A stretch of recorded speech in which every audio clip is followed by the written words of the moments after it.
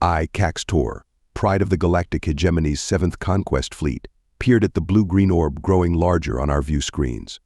Earth. Such an unassuming name for a world about to be crushed under the might of our superior civilization. Our intelligence was clear. The humans were a fledgling species, barely able to escape their own gravity well. Their terrain vehicles still relied on combustion engines, for void's sake. This mission was to be nothing more than a routine subjugation, a mere formality to expand our glorious empire. Status report, I commanded, my tendrils twitching with anticipation.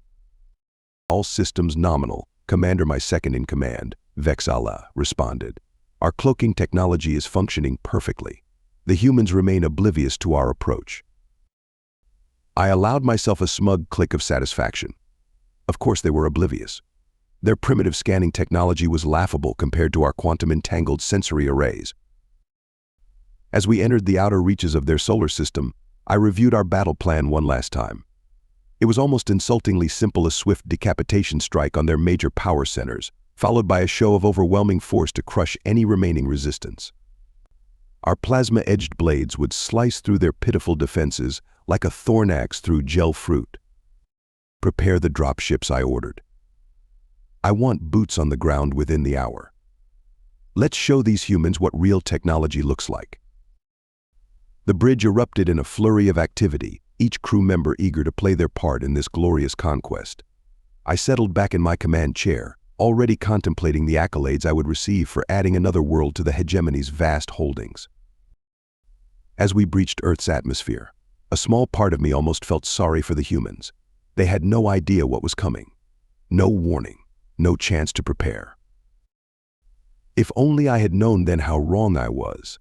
If only I had understood the human concept of just in case. But in that moment, as we descended towards our first target, I was blissfully ignorant of the disaster that awaited us. I was about to learn a harsh lesson about underestimating humanity. Our dropships pierced the cloud cover, descending upon the human city designated as New York. I expected to see panic in the streets, primitives fleeing in terror at our superior technology. Instead, an eerie calm greeted us. Perhaps their communication systems were even more rudimentary than we thought. Commence the attack, I ordered, my voice tinged with disappointment at the lack of challenge.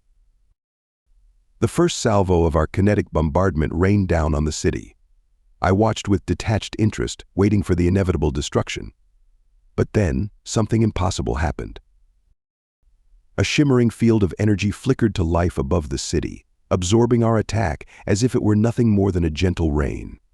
My mandibles gaped in shock. "Impossible," Vexala exclaimed. "Their level of technology shouldn't." Her words were cut short as the sky erupted in a storm of incandescent fury. Beams of superheated plasma lanced upward from the ground, from buildings, even from vehicles that moments ago I would have sworn were primitive combustion engines. "Evasive maneuvers," I screeched, but it was too late. 3 of our dropships simply ceased to exist, vaporized in an instant. 2 more spiraled towards the ground, their hulls breached and melting. The humans weren't just defending themselves, they were counterattacking with devastating efficiency. As our remaining ships scrambled to gain altitude, I caught glimpses of the ground battle through our surveillance feeds. Our troops, expecting to face primitives armed with chemical projectile weapons, found themselves outmatched at every turn. Humans in powered armor suits that rivaled our own shrugged off our energy weapons and returned fire with hand-held plasma cannons that cut through our ranks like scythes through grain. "Fall back," I ordered, my pride evaporating like our ships under the human barrage. Full retreat to the orbital fleet. As we fled the atmosphere, leaving behind more than half our invasion force, my mind reeled. How could we have been so wrong? Where did these weapons come from? The humans shouldn't have this technology. It was beyond them, beyond even some of our own capabilities. Yet the evidence was clear, burning itself into my retinas with each flash of plasma fire pursuing us into orbit. Somehow, the humans had hidden their true capabilities from the entire galaxy. And as our battered fleet limped away from the blue planet, a new emotion began to overtake my shock and humiliation. Fear. Our remaining ships huddled in the shadow of their moon, licking our wounds and trying to comprehend the disaster that had befallen us. The silence on the bridge was punctuated only by the occasional beep of damage reports and the low moans of the wounded. Commander Vex Allah approached, her usual confidence shattered. "We've intercepted and decoded some human communications.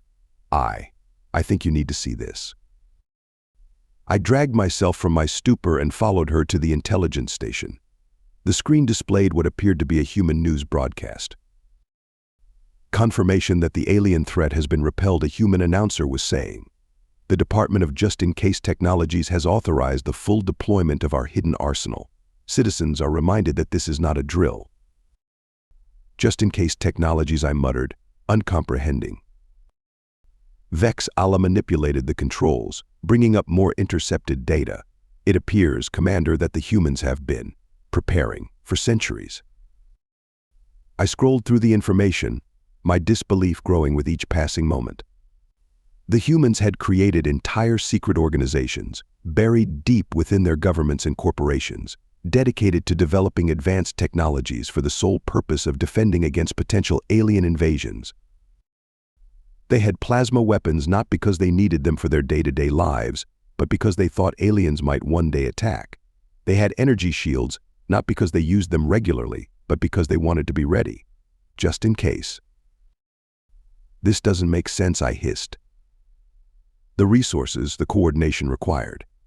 How could an entire species be so paranoid?" "There's more," Commander Vex Allah said, her voice barely a whisper.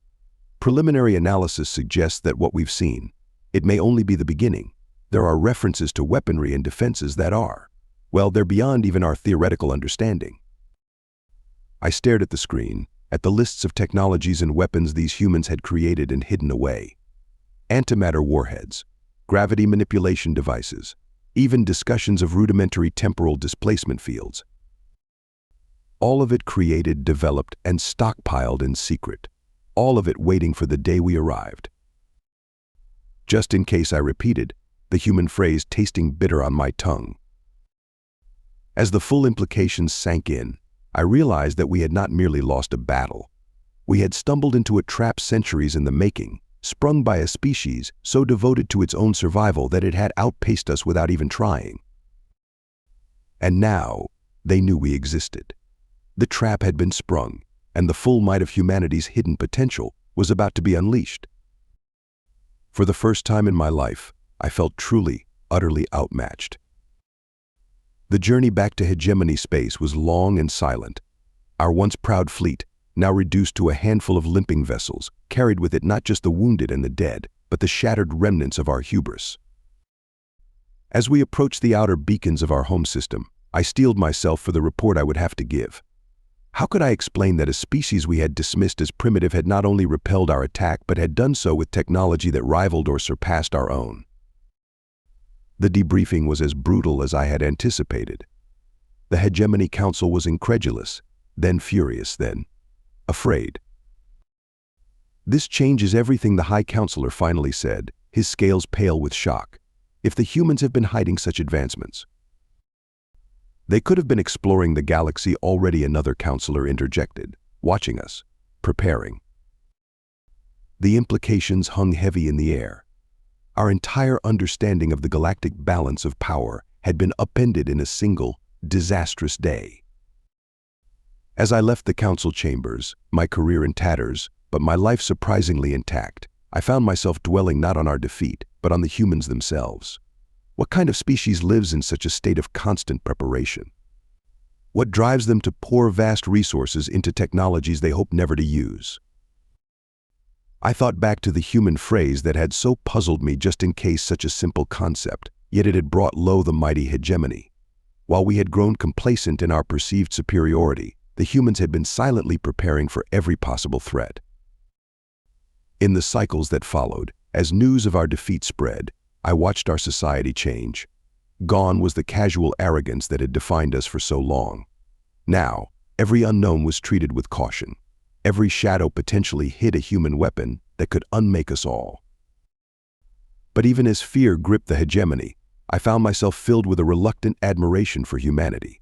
Their paranoia, which we had once mocked, had proven to be their greatest strength. They had hoped for peace while preparing for war, and in doing so, had achieved something remarkable. As I stand here now, watching our own scientists scramble to unlock the secrets of plasma weaponry and energy shields, I can't help but wonder what if we had approached the galaxy with the same caution and preparedness as the humans. What if we, too, had thought to prepare? Just in case? And in the depths of space, on that blue-green world that had so soundly defeated us, I imagine the humans are asking themselves a new question now that the secret's out. What new technologies will they need to develop? Just in case. Thank you so much for listening to this story. I hope you loved it. Please remember to subscribe if you did like it so you can see more videos like this. And please give us a like and a comment too. I'll see you in the next one.